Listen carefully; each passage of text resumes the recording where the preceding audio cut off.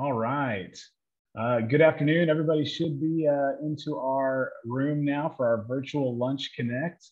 Welcome to the virtual lunch connect presented by Cedar Park Regional Medical Center. My name is Tony Moline. I'm the president and CEO of the Cedar Park Chamber of Commerce. And welcome to our webinar today. We're excited to get this going, but before we begin, I want to remind everybody that we have this set up as a webinar, and we are recording this event should you get kicked out. Thank you again to our presenting sponsor, Cedar Park Regional Medical Center. I would like to take a moment and introduce our luncheon sponsor, Randall Malek. He's the Assistant Director of Economic Development of the City of Cedar Park. He will be introducing our presenter. Please be sure to post any questions you may have in the Q&A tab. We'll work to get through as many of them as possible. And with that, Randall, take it away. All right, perfect. Thank you, Tony, for having me here today to discuss SizeUp Cedar Park.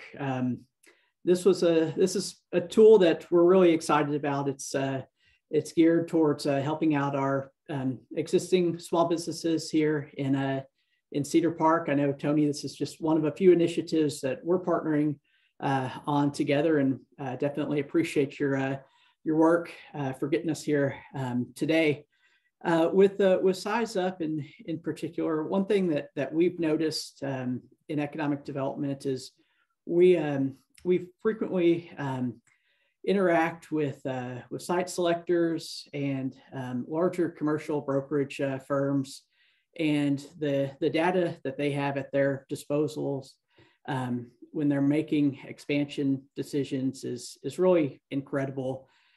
So we were looking at a tool that we could utilize that could help out our small businesses when they're going through that the expansion process. And we found SizeUp, and we are extremely excited to partner with SizeUp and to unveil that today. And Mario has a great presentation planned, and looking forward to watching it. So at this point, I'm going to turn it over to Mario Ubalde with SizeUp to go over the presentation. Great. Thank you so much, Tony. Thank you so much, Randall. Once again, my name is Mario Ubalde. I'm the Director of Customer Success for SizeUp, and I'm really excited to share the tool with you right now. Now, I am going to share a very brief PowerPoint presentation, but this is going to be a live demo. I just want to provide a little bit of context for the things that we're doing. So I'm going to share this with you. The thing that I want you to understand most of all is this should be a very interactive session. While we are presenting, this is a live demo. So please use the Q&A and the chat functions. Ask us questions. If they pertain to the module that I'm looking at or demoing, I'll answer them in real time. If it's a really good question, we've left time at the end to answer your questions, maybe even run through some scenarios specific to your business. So before we get started with the tool, I want to talk about the context in which SizeUp is operating right now. What I'm showing you right now is the chart of new business formations in the US. This is an unprecedented surge of entrepreneurship that we've never seen before. You see it dipped right at the beginning of the pandemic, but we've seen a surge that continues. And this just isn't national. Here's the information for the South, and here's the information for Texas. You can see that each place has their own unique level of business formation, new business formation, but it is nationwide. It is happening in the South, it's happening in Texas, it's happening in Cedar Park. And the reason this matters so much is that I want to show you the 5-year survival rate for new businesses. And you can see that about 5 years into the process, about 50% are gone. But I want to focus on specific reasons that those businesses fail. So if you can imagine here, the red part are businesses that die of a natural death. It's because they're selling horseshoes when people move to cars. It's when they're trying to rent VHS and DVD tapes or discs, depending when people are moving to Netflix or Disney Plus or whatever. But about 2/3 of the businesses that fail because they are not prepared. And data is a huge part of that. We have seen data that shows that businesses that have the data that they need specific to them, to their marketing plan, to their business plan, can survive and even thrive. And so that's what we are doing with SizeUp Cedar Park. And I'm going to tell you right now, it is a simple application to use, and I will show that to you. Unlike a lot of large businesses, national businesses that may have in-house data analysts, or maybe they even go out to the large consulting firms, the Deloittes and McKinseys of the world. This is the same data for you, and it's designed to operate at a time when you are available. We know that you're busy Monday through Friday, 9 to 5, running your business. So by being on the internet 24/7, it works for you at a time, and you don't have to have a degree, an MBA or a degree in quantitative analytics to use the tool. All you have to do is know two things: your industry that you're in, or for the entrepreneur, the industry that you're thinking about operating in the location. Now I say, you asking location, why Cedar Park? Well, Cedar Park's in 2 counties. So you do need to choose where you want to benchmark yourself. So I'll give you an example of that. We could look at restaurants, and we're going to look at all restaurants, and we can look at Cedar Park and we can say, hey, I want to see how restaurants in Travis County are doing versus Williamson, or vice versa. But it's just those two things. And you can go as deep or as broad as you want. So right now we're looking at all restaurants. I'm going to go ahead and put in a value of $600,000 for all restaurants. But at this point, we're actually comparing everything from a fine dining restaurant with white tablecloths to your taco truck or trailer. We can get a little bit more specific. We can look at Italian restaurants and go deeper. We can actually see that there's more money in all restaurants than there is Italian, or we can go even deeper and go ahead and look at pizza. So we just showed that there's more money in mushroom and pepperoni than there is in chicken parm and fettuccine Alfredo. And hopefully you saw that update in real time. Now, I know not everyone necessarily likes Italian or whatever, but I'm assuming that we've all had a cup of coffee or tea. So we can also see that the average coffee shop in Cedar Park is making $677,900. You can see the Travis County benchmark here. If we change to Cedar Park, Williamson County, then we would see that benchmark change as well. So I do just want to point out that's all you have to do. And again, if you are a coffee shop and you also serve sandwiches, you might want to switch to cafes. We invite you to choose the industry or the breadth or the depth that you're interested in, that suits what you think your business plan or your existing business is. Now, revenue is just one part of the puzzle. You may also want to look at what the overall trends are within a given industry. So you can see here, these are all of the coffee shops that are starting at a national level. Maybe we're not interested in that. Maybe we just want to look at what's happening at a city, county, metro, or state level. And you can see you can select or deselect the areas that suit your particular trade area to understand what the trends are. So if you see a line just cascading down to the right, then you know that may not be a vibrant industry. Again, movie and DVD rentals might be that case. But you can see, even though there's lots of coffee shops, you think there's a Starbucks, there's a Roasters, there's whatever, you can see that there's still room for growth within that industry. Salary is also something that can be very opaque for a lot of small businesses because you don't have a professional HR background, back-end team helping you understand the competitive nature. So I put in $20,000, which may not seem like a lot of money, but for the average barista, that's a very competitive salary. You can see actually what you would expect to pay in Travis County, in the metro area, or again, we could look at Williamson County depending on the benchmark that we're choosing. We can also look at the number of employees. So I think we can all agree that 10 people is a small business. That's actually a fairly small coffee shop. So right now we're looking at about 10 people. The average would be 13. And so we start to provide context-specific information. We've asked you for information. Now we're going to give you answers in terms of cost effectiveness or employees per capita. So even though it seemed like our revenue was lower than the average coffee shop, because we have fewer employees, we're actually 14% above average, the national average for our business. So what seemed like we were perhaps underachieving based on the number of employees we have, we're actually overachieving for the type of business that we have. We can look at revenue per capita. We can also look at local turnover. So if you did have those 10 employees, and again, that's 10 full-time equivalent. So it might be 20 half-time employees or a mixture therein. We might get frustrated. We might think, oh, my goodness, I'm losing one employee every year. And this is a real source of frustration. I have to recruit, retrain that person. Objectively, through the eyes of data, you actually should be losing 1.5 to 2 of those employees every year. What you thought was a problem for your business is actually a testament to the culture, the compensation, the product, the service that you're selling, and your ability to retain that talented workforce. We can also look at healthcare costs, which is very important for small businesses because they don't always have that professional HR team behind them, or workers' compensation. And we have some additional KPIs. So imagine now if you said, hey, my coffee shop's open 60 hours per week. I have news for you. The average coffee shop in Cedar Park is open 107 hours per week. So much higher than you can see the average.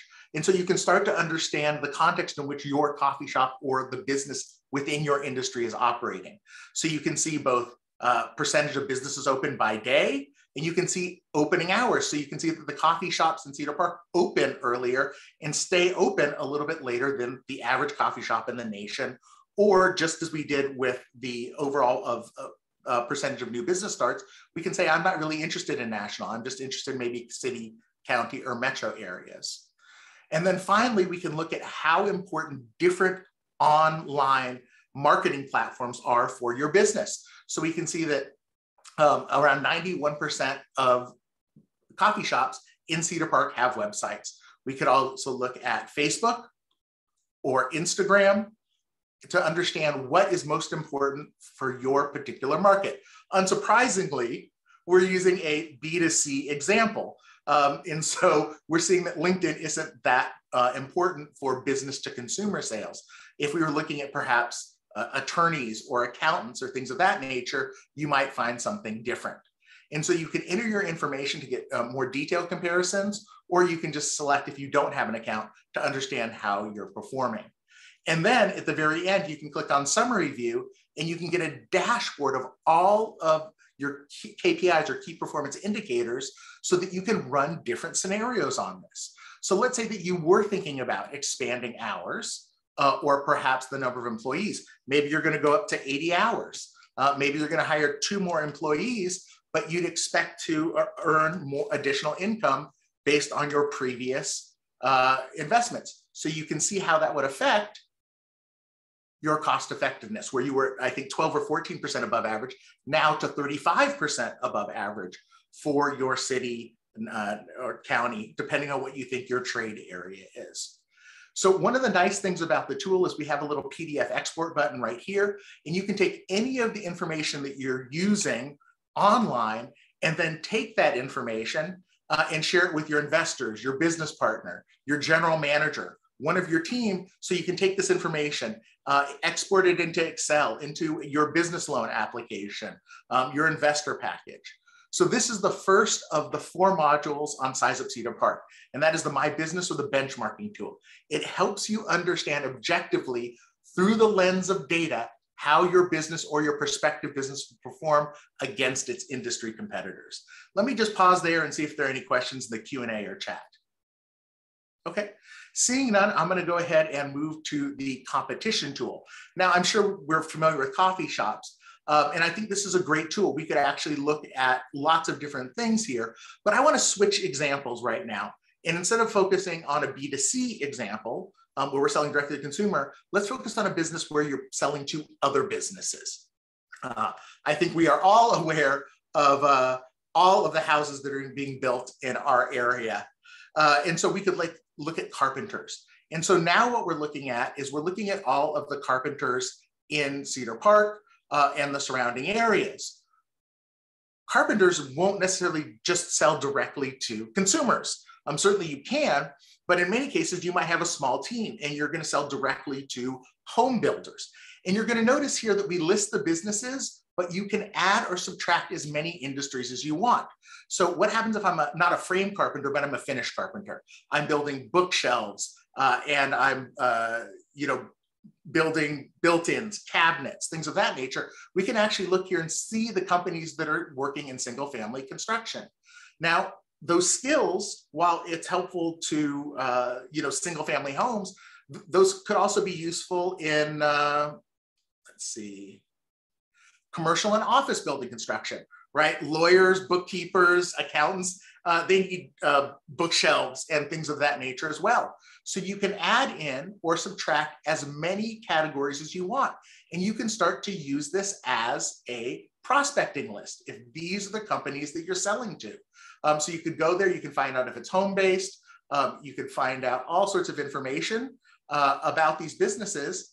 If they have social media networks, you can go there. And if you think your area is larger, we can talk about that, but you can add or subtract as many businesses as you want. Now, this is just part of the puzzle. You have your competitors, you have your customers or potential customers. If you're using this for prospecting, you may also want to know about your suppliers. So let's imagine for the moment that you're a carpenter who's working on smaller projects. Maybe hardware stores, just hardware stores in general would be sufficient for what you need to do.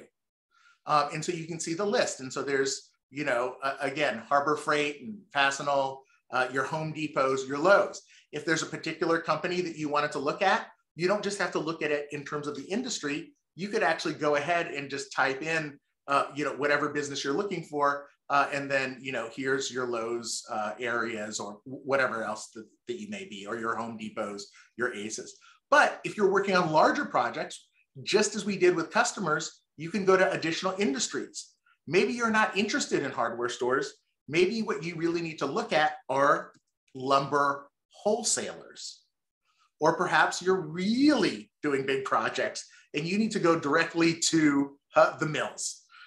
You get the idea. So here's your, so the nice thing about this is you can see all of that information right here. And if you think your area is larger, your trade area, or you need to understand your supply chain, you can go ahead and zoom out. You can zoom out as far as you need to, or zoom in and do analysis. You can move every, group of 10 is here.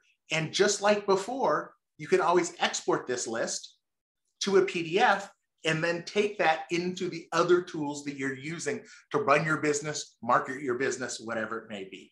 And so here's your competitors report with your competitors, your customers or potential customers, and your supply chain. So this is the second tool in SizeUp Cedar Park. It allows you to understand visually and with individual, along with individual businesses. So you can see the entire industry or individual businesses as you want to define your supply chain or your customers. So I think that is a good, there's a question here. I will answer that later because I think that's a broader question. I want to make sure that I'm able to answer that question. But this is the competition tool that allows you to understand the spatial relationships and the individual businesses that make up the industries that you need to look at to power your business's success. So I'm going to move on to the advertising tool. And I want to review what we've done so far. One of the modules, the My Business module, we looked at a business to consumer example. We also looked in the competition tool of a business to business example. I want to focus on professional services or professions. So these are your dentists, these are your attorneys, your doctors, your accountants, things of that nature. We know that they advertise. It's still a huge source of revenue. So I want to talk about how businesses can optimize how they're advertising. So certainly we can look at this from the perspective of a carpentry, and we can look at how much money is being spent in specific zip codes on carpentry, and we can even filter for that. I do want to explain that this tool is not just for consumer. We tend to think of advertising as going directly to the consumer, but we could actually look and say, well, I really want to understand, I'm trying to market to smaller homes. And I see a question, we'll answer that in a little bit. Let's say that you think your trade area is 60 miles. We could go ahead and do that. And then we could look at specific things. You want to market to smaller companies, you can adjust by revenue because there may be industries that are super high revenue, even with lower employees. Or you could say, I really want to focus on when there are smaller companies with, at most 10 employees or 50, and then you can optimize that. Now, I just wanted to show that to you to understand that you can do this for business to business purposes. But let's focus on professional services. Let's look at dentists. And this is an example that's very meaningful to me. We actually drive beyond the city of Austin to receive dental services because I have 2 young daughters and they hate needles and they need to be distracted. So we go to a family dentist that has flat panel Netflix going on the ceiling and does nitrous instead of injections for kids. So we travel much farther than most people would, but the value proposition for that dentist is high. So you can look at it from his perspective, because I've talked to my dentist, and we know that he thinks people are willing to drive about 25 miles to receive the services that he provides. And right now we're just looking at total revenue. So we're seeing the areas where money is spent on dentistry, but we might want to look at underserved markets.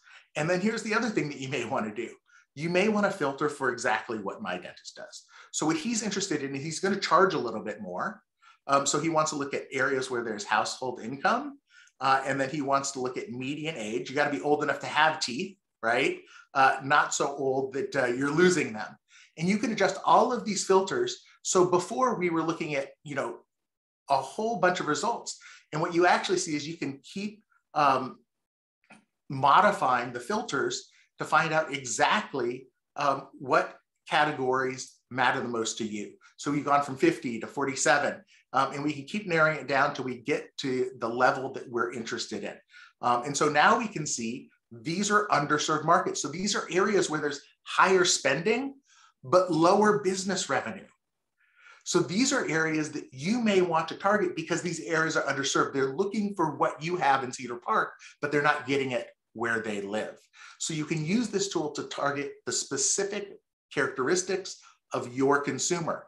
And as before, you can always export it to a PDF or run through different scenarios and then take this information and you can actually give it to your third-party advertising company, or you can go to Google AdWords or Apple or any of these online companies to use these same exact characteristics to optimize the value of your dollars spent on marketing.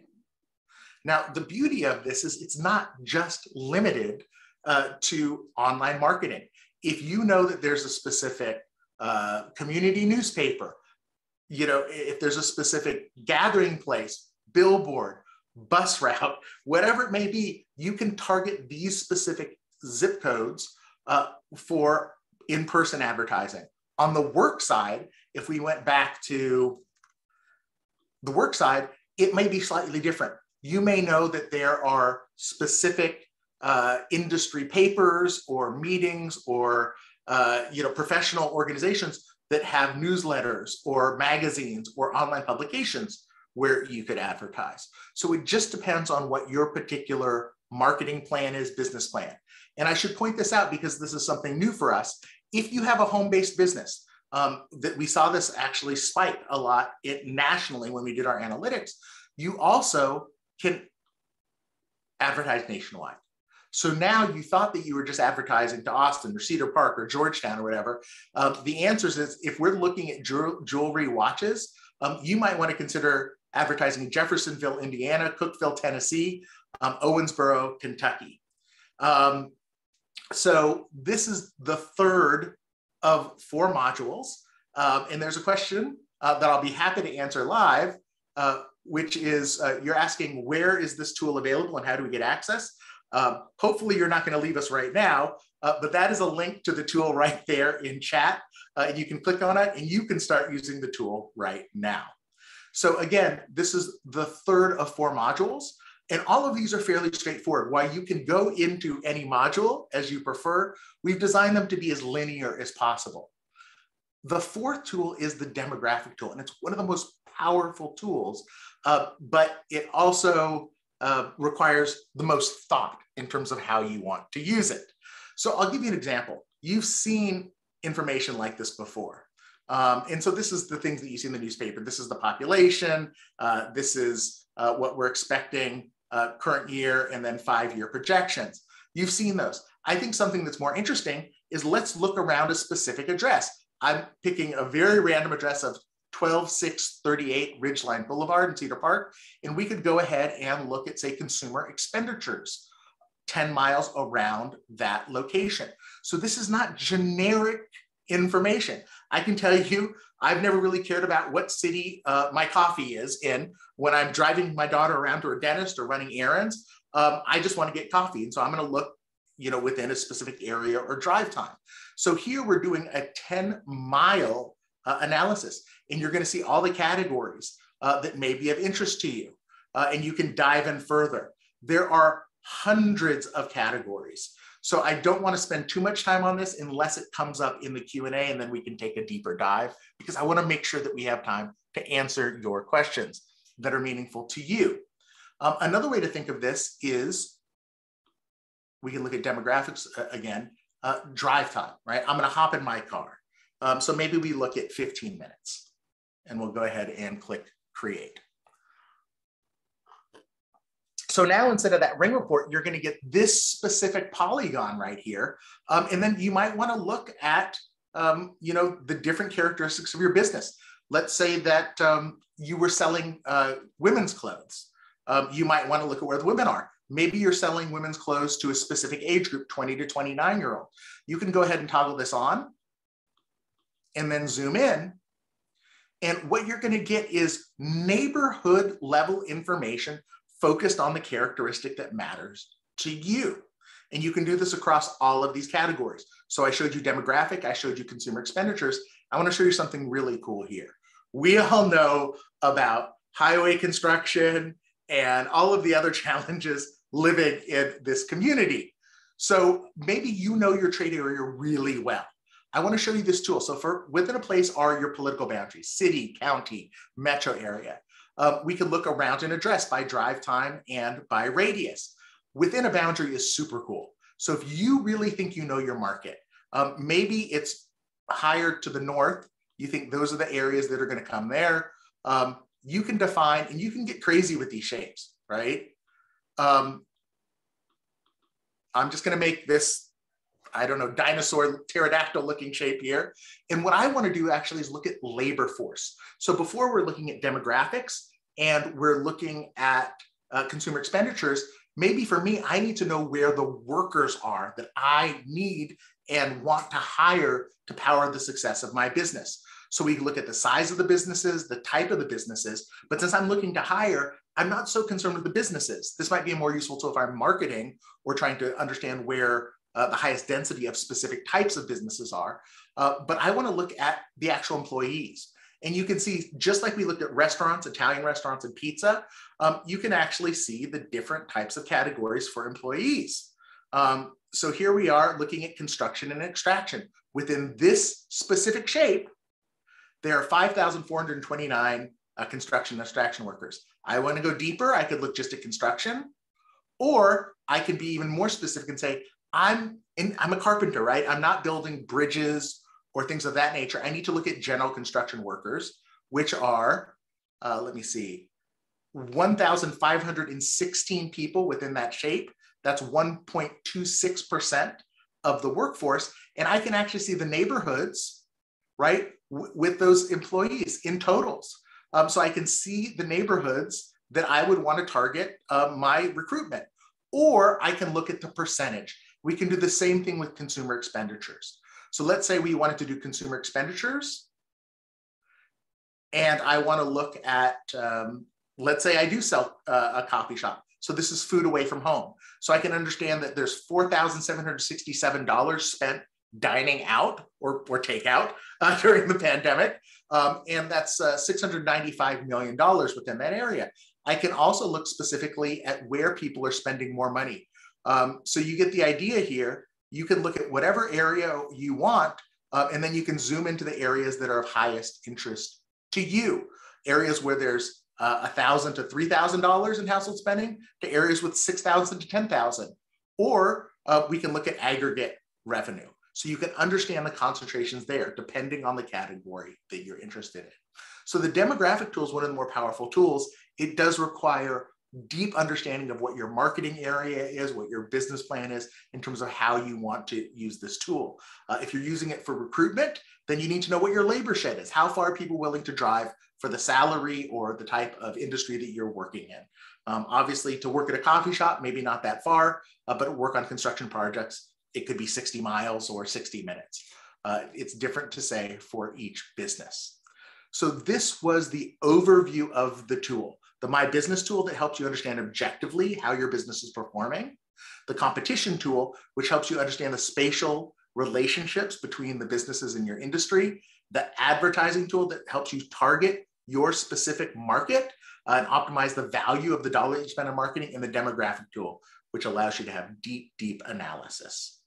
With that in mind, I'm going to go ahead and stop my screen share momentarily and look at the questions that have come in to the Q&A and to the chat. Okay. So the first question is an anonymous question. It's about, is there a way for nonprofits to see who might be willing to support?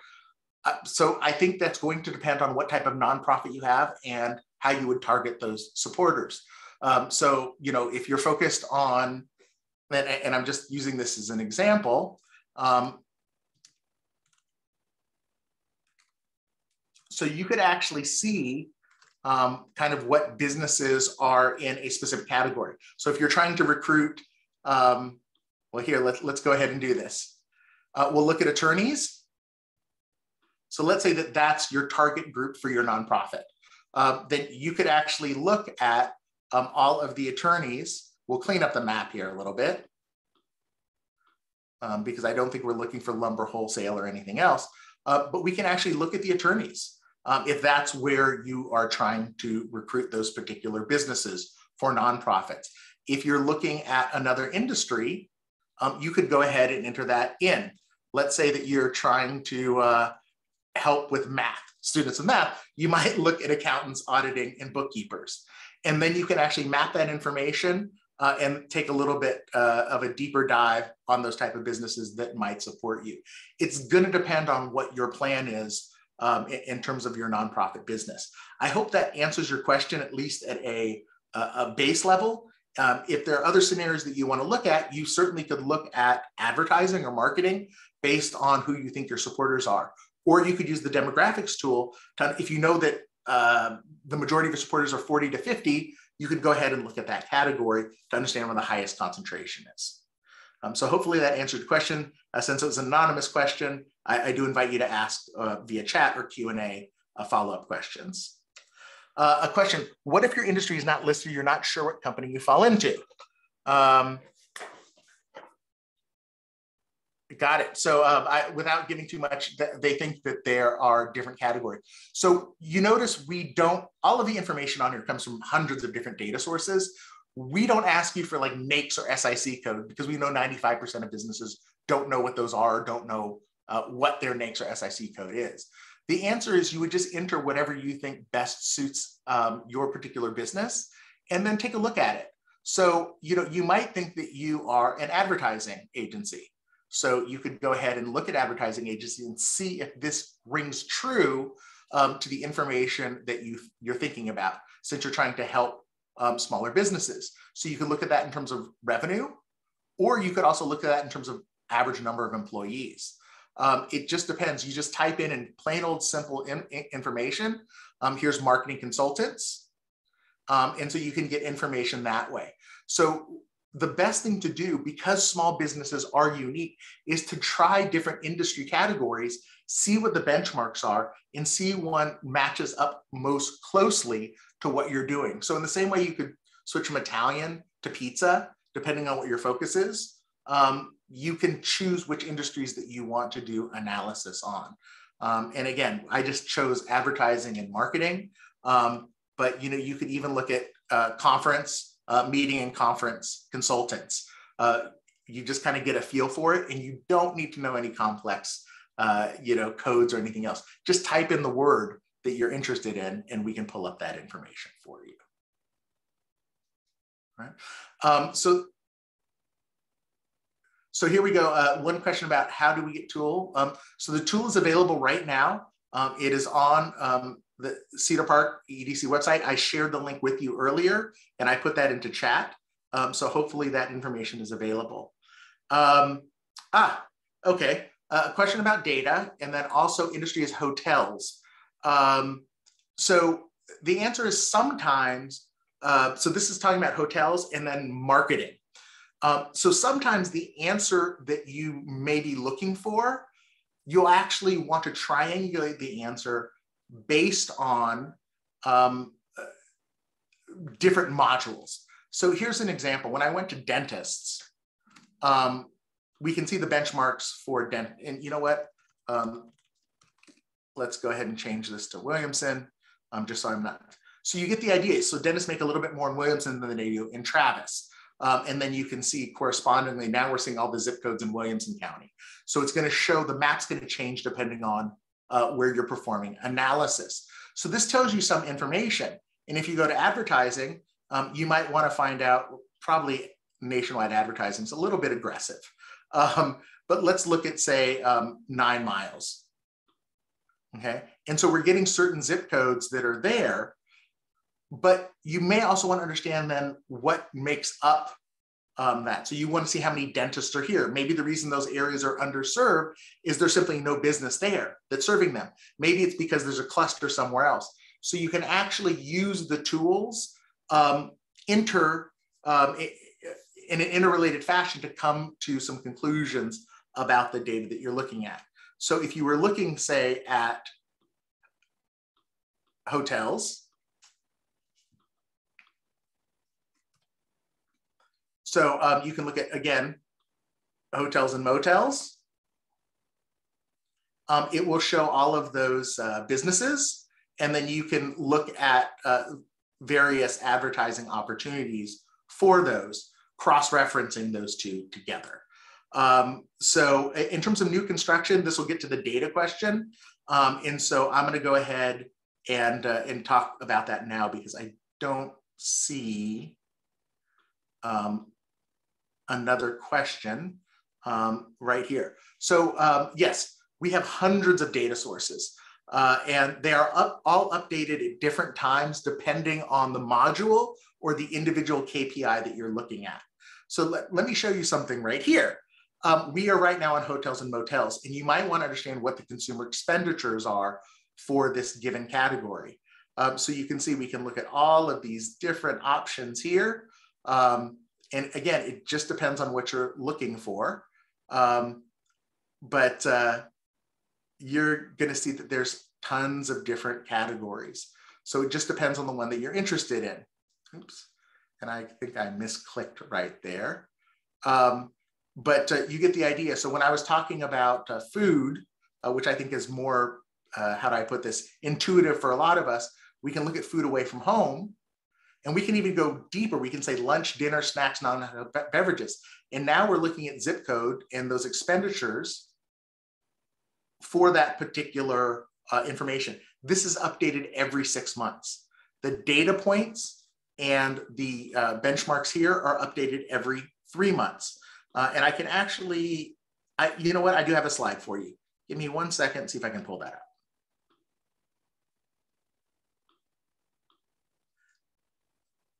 So let me see if Zoom's going to share this with me. All right. I'm going to share the screen.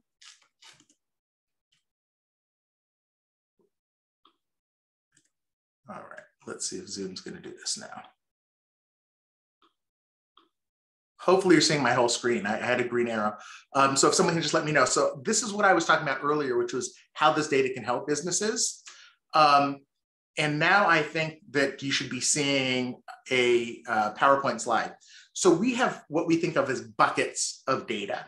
And so when we look at the ones that I think you're going to be primarily interested in, we're looking at the industry or firmographic data, demographic, and geographic.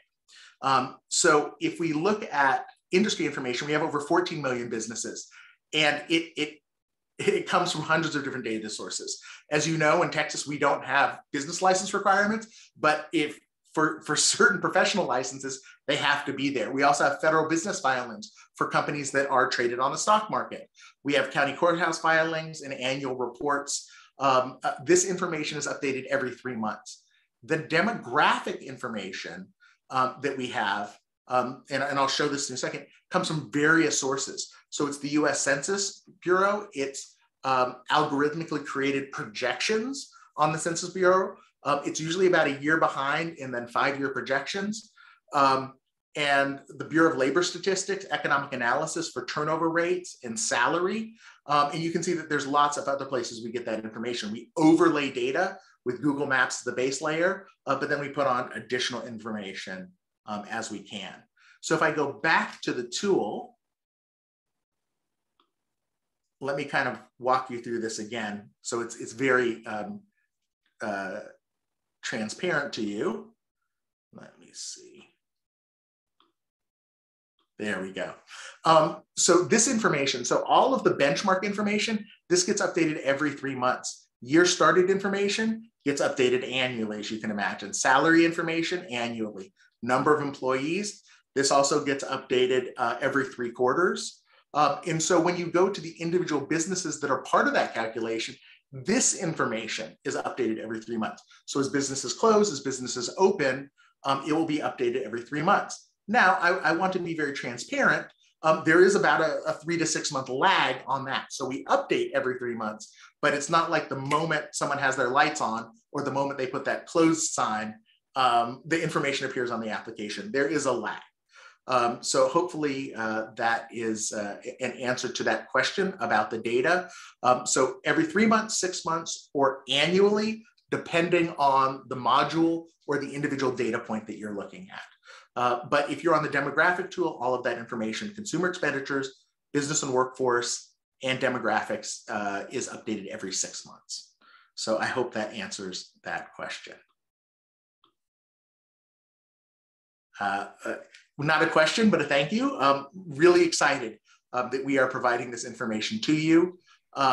So I just wanted to double check and make sure if there are any other questions. Tony, you can keep me honest. Did I miss any? I don't see any. So it looks like you answered everybody's question. And I know one question that you thought might come up was, how much does this cost? You want to go ahead and answer that? Sure. So what I can tell you is that there is no cost to you at all. The city of Cedar Park has invested in this tool and made it available to your local businesses and your local entrepreneurs 24/7. And that's because they know that you're busy. They talked about it with me. And so they wanted to have a tool available to you at a time that works for you. But we recognize that this is just a starting place. There's still resources at the city, there's resources at the chamber. So as you continue your journey of expansion, optimization of your existing business or your entrepreneurial activities, that you can reach out to them to ask other questions that maybe not be answered by the tool, or to get context from the data because of their expertise. So this is a community-wide endeavor. And so if you want to thank anyone for making it free, you certainly can thank the city, the partnership they have with Tony. And the best way you can thank them is start your business and start increasing that tax revenue or optimizing your revenue. So some of that filters back into the community services that buy these type of tools for local businesses. That's it. Yeah. Well, I still don't see any other questions. So with that, I want to take a moment to once again thank Mario for all he's done, the work put into it. Thank the economic development team at the city of Cedar Park, because obviously this was something that is going to be great for people to be able to use, people to be able to utilize. So again, we appreciate that. So thank you again, Mario. I've just got 1 or 2 more things before I let everybody go. So please be sure to join us for our virtual Chamber University next Tuesday, February 15th. We will have Corporal Amadon from Cedar Park Police Department going over a run, hide, fight demonstration for businesses. It's going to be specific to businesses. Unfortunately, we live in a time where you need to think those things through. Our Cedar Fest barbecue cook-off will be held April 1st and 2nd. For more information about that, please look on our website. Thank you again to Cedar Park Regional Medical Center for being our presenting sponsor. Thank you to Cedar Park Economic Development for sponsoring this luncheon. And join us again next month at our Lunch Connect. We believe we will be in person, live and in person. So hopefully we'll see everybody there. And with that, have a great day. Thank you for joining.